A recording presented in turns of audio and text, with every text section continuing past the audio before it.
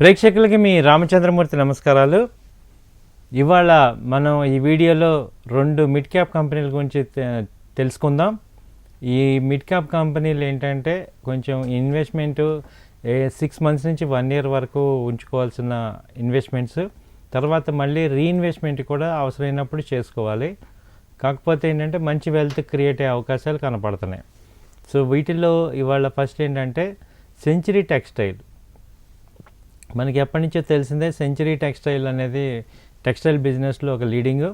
So దీని వాళ్ళ technicals తీసుకుంటే ఇది ప్రజెంట్ వచ్చి 894 దగ్గర ప్రజెంట్ ఉంది. దీని యొక్క ఫైనాన్షియల్స్ ఒకసారి మనం చెక్ చేసుకుందాం. ఓవర్వ్యూ తీసుకుంటే దీనికి ఇవాళ 52 week హై వచ్చి 1024 ఉంది. అలాగే 52 week లో వచ్చి 685 రూపాయల దగ్గర ఉంది. అలాగే దీని బీటా తీసుకుంటే ఇండెక్స్తో పాటు 1.32 బీటా ఉంది. అలాగే ఈపీఎస్ 17 ఉంది.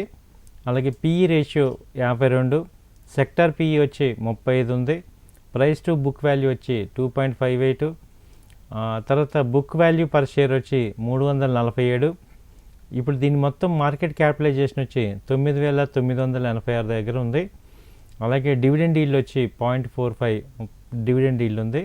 ఫేస్ వాల్యూ వచ్చి ఇది 10 రూపీస్ ఫేస్ వాల్యూలో ఉంది. అలాగే దీని ఫైనాన్షియల్స్ ఒకసారి చూసుకుంటే రెవెన్యూ తీసుకుంటే మీకు ఇది 2018లో రెవెన్యూ వచ్చి 3,876 కోట్లు. అలాగే 2019లో 3,943 కోట్లు. అలాగే 2020లో 3,423 కోట్లు ఉంది. అలాగే 2021 2,616 కోట్లు. 2022 4,130 కోట్లు పెరిగింది.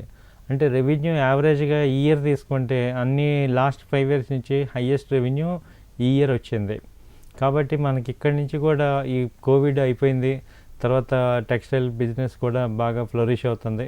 కాబట్టి ఇక్కడ సేల్స్ వాల్యూమ్స్ బాగా పెరిగాయి. దాంతో మనకి ఇక్కడ షేర్ వాల్యూ కూడా పెరిగే అవకాశాలు ఉన్నాయి. అలాగే ప్రమోటర్స్ మనం చూసుకుంటే ఇది ప్రమోటర్స్ వాటా వచ్చి 50% ఉంది. ఎఫ్ఐఎస్ 7.87 ఉన్నారు. డిఐఎస్ వచ్చి 15% ఉన్నారు. అలాగే పబ్లిక్ వచ్చి 26% ఉన్నారు. సో ఇందులో మనకి అడ్వాంటేజ్ ఏంటంటే ఎఫ్ఐఎస్, డిఐఎస్, మ్యూచువల్ ఫండ్స్ ఎప్పుడైతే ఉంటారో ఆ కంపెనీలన్నీ కూడా మంచి కంపెనీల కింద మనం కన్సిడర్ చేసుకోవచ్చు. కాబట్టి మీరు వీటిలో హ్యాపీగా ఇన్వెస్ట్మెంట్ చేసుకోవచ్చు. ఇప్పుడు మనం టెక్నికల్స్ చూసుకుందాం. సెంచరీ టెక్స్టైల్ టెక్నికల్గా చూసుకుంటే ఇది లాస్ట్ టైము జనవరి 21/1/2022 నాడు 1027 దగ్గర ఉంది. అక్కడి నుంచి మార్కెట్ ఫాల్ వచ్చినప్పుడు 700 దగ్గర వచ్చింది. మళ్ళీ 700 నుంచి ఇది 900 రేంజ్లోనే ప్రజెంట్ ఉంది. సో ఇప్పుడు ఇది మనకి రేంజ్ తీసుకుంటే ప్రజెంట్ 900 మార్కెట్ బాగా పెరిగింది కాబట్టి ఇక్కడ 900 ఉంది. మళ్ళీ ఇది 800, 750 వచ్చే రేంజెస్ అవకాశాలు కింద ఉంటాయి. కాబట్టి ఇక్కడ మనం 2 ఇన్వెస్ట్మెంట్ పాయింట్లో తీసుకోవాలి.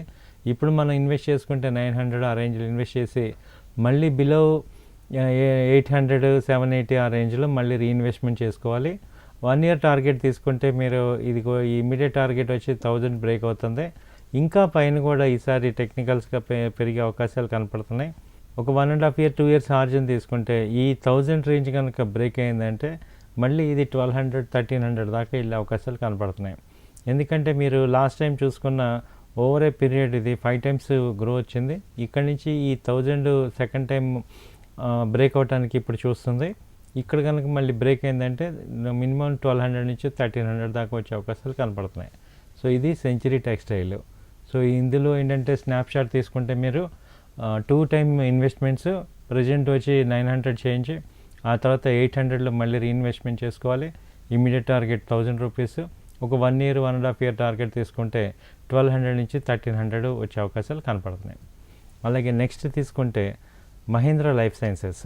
ఇది మహీంద్రా వాళ్ళ కంపెనీ సిస్టర్ కన్సర్న్. ఇది Mahindra life sciences life space developers. So ఈ కంపెనీ వచ్చి ప్రజెంట్ రేట్ వచ్చి 495, ప్రజెంట్ తీసుకుంటే 495 చేంజ్ ఉంది.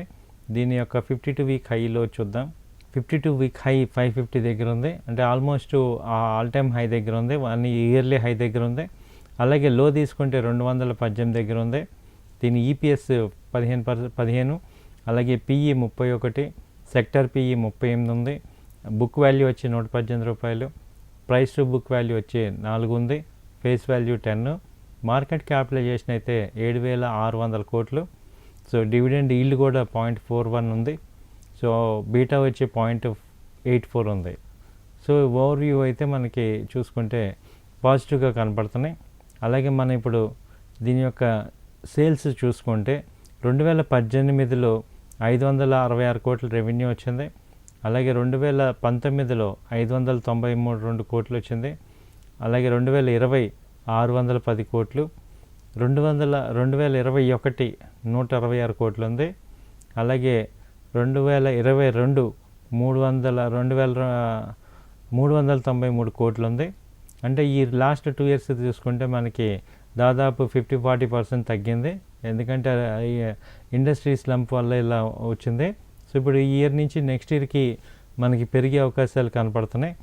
సో అలాగే మనం ప్రమోటర్స్ హోల్డింగ్ తీసుకుంటే 51% ప్రమోటర్ ఉన్నారు. అలాగే 10% ఏమో ఎఫ్ఐఎస్, డిఏఎస్ 19%, అలాగే పబ్లిక్ 19% ఉన్నారు. కాబట్టి ఇది డిఏఎస్ ఎఫ్ఐఎస్ ఉన్నారు కాబట్టి మనకి ఇన్వెస్ట్మెంట్కి మనకి మంచి ఆపర్చునిటీ. ఈ కంపెనీస్లో మనం సేఫ్గా ఇన్వెస్ట్ చేసుకోవచ్చు. సేఫ్ బెట్ అని మనకి ఈజీగా అర్థమవుతుంది. అలాగే టెక్నికల్స్గా కూడా మనం ఒకసారి చెక్ చేసుకుంటే ఇది ప్రైస్ మీరు చూసుకుంటే ఎవ్రీ టైము ఇది ఇంక్రీజ్ అవుతుంటుంది. ఇయర్లీ ఇంక్రీజ్ అవుతున్నాయి. ఇది మార్కెట్లో వచ్చి ఇక్కడ ఇప్పుడు ప్రజెంట్ రేటు 540 దగ్గర ఉంది. ఇక్కడ నుంచి మళ్ళీ 400-430 రేంజ్లో మళ్ళీ రీఎంటర్ అవ్వాలి. ప్రజెంట్ వచ్చి వాళ్ళ క్లోజ్ 500 దగ్గర ఉంది. సో మళ్ళీ 400, 420, 430 రేంజ్లో రీఎంట్రీ అవ్వాలి. టార్గెట్స్ తీసుకుంటే దీనికి హై టార్గెట్స్ అనేది ఎక్స్పెక్ట్ చేయొచ్చు. ఇమీడియట్ టార్గెట్ వచ్చి 600 నుంచి 650 దాకా ఉంది. ఆ తర్వాత ఒక 1 ఇయర్ హార్జన్ తీసుకుంటే మీకు 800 దాకా ఛాన్సెస్ ఉన్నాయి. ఇది మిడ్ క్యాప్ కంపెనీస్ కాబట్టి మనం షార్ట్ టర్మ్ ట్రేడింగ్ కన్నా కూడా మనం లాంగ్ టర్మ్ ఇన్వెస్ట్మెంట్ కింద ప్రిఫర్ చేయటం వల్ల ఎక్కువ ప్రాఫిట్ వచ్చే అవకాశాలు ఉన్నాయి. అలాగే మీరు రిస్క్ రివార్డ్ కూడా మీరు క్యాల్కులేట్ చేసుకోవాలి. మీ పర్సనల్ ఫైనాన్షియల్ అడ్వైజర్ని కూడా ఒకసారి కాంటాక్ట్ చేయండి. సో 1-2 సార్లు ఆలోచించి డెసిషన్ తీసుకోండి. ఇది మా వ్యక్తిగత అభిప్రాయం మాత్రమే. Thank you. నమస్తే.